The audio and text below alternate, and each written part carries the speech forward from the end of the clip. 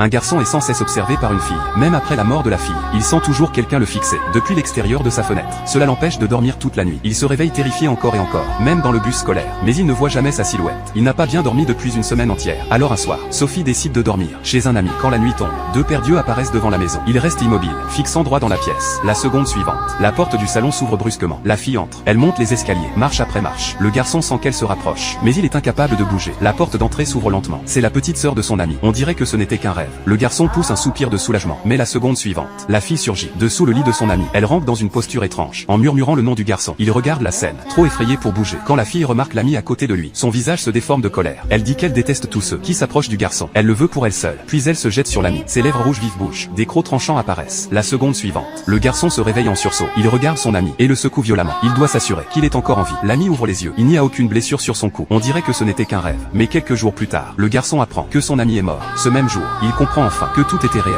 Quand il rentre chez lui, sa mère lui tend une lettre. Il l'ouvre. Elle est signée par la fille morte.